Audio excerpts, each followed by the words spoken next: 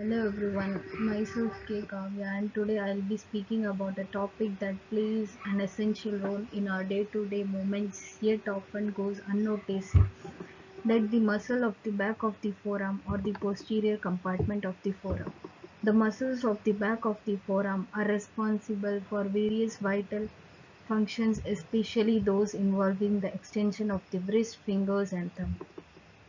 These muscles are located on the dorsal back side of the forearm, opposite to the flexor muscles that helps us to bend our wrist and fingers. So let's go on a deep on this topic, muscle of back of forearm. Muscles. The muscles of the back of the forearm are divided into two types, superficial muscle and deep muscle.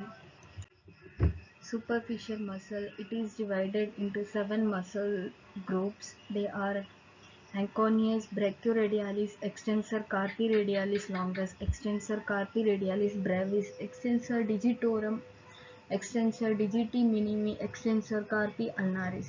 So the each muscle carries origin, insertion, action and nerve supply.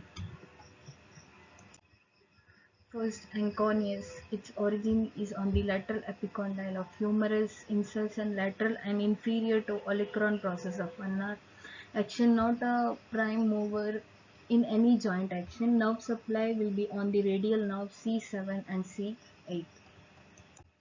Next, brachioradialis. Origin is from the lateral supracondylar ridge of the humerus. Insertion will be on the styloid process of the radius. Action will be the elbow flexion. Nerve supply will be on the radial nerve C5 to C6.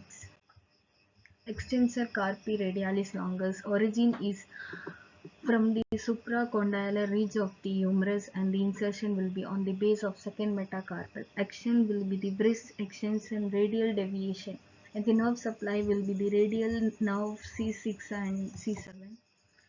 Fourth, extensor carpi radialis brevis. Its origin is from the lateral epicondyle of humerus, insertion base of third metacarpal.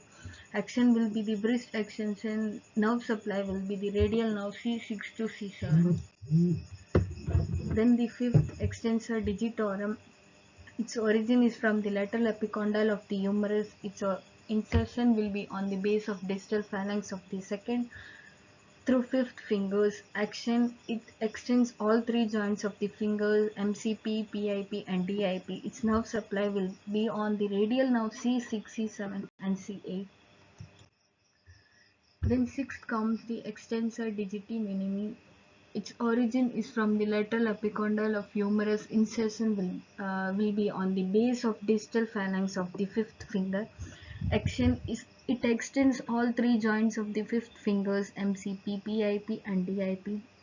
Its nerve supply will be on the radial nerve C6, C7 and C8. Then the seventh, extensor carpi ulnaris. Its origin is from the lateral epicondyle of humerus and its insertion will be on the base of the fifth metacarpal. Action will be the wrist extension, ulnar deviation and the nerve supply is the radial nerve C6, C7 and C8. Then next muscle comes deep muscle. It is divided into five groups: supinator, abductor, pollicis longus, extensor pollicis brevis, extensor pollicis longus, extensor indicis. Supinator. Its origin is from the lateral epicondyle of humerus and adjacent ulnar. Insertion will be on the anterior surface of the proximal radius. Action will be on the forearm supinator. Its nerve supply will be the radial nerve C6. Then second, abductor pollicis longus. Its origin is from the posterior radius interosseous membrane middle ulnar. Its insertion will be on the base of the first metacarpal. Its action is it abducts the thumb CMC. Nerve supply will be the radial nerve C6 and C7. Third, extensor pollicis brevis. Origin is from the posterior distal radius and it get insert in the base of the proximal phalanx of the thumb. Action extends CMC and MCP joints of the thumb. Its nerve supply will be the radial nerve C6 and C7. The fourth extension pollicis longus. Its origin is from the middle posterior ulnar and interosseous membrane. Its insertion will be on the base of distal phalanx of the thumb. Action: it extends all three joints of the thumb, CMC, MCP, and IP. Nerve supply will be the radial nerve C6, C7, and C8. Then the fifth extensor indicis, its origin is from the distal ulnar and it get inserted in the base of distal phalanx of the second finger. Its action is it extends all three joints of the second finger, MCP, PIP, and DIP. Its nerve supply will be on the radial nerve C6, C7, and C8.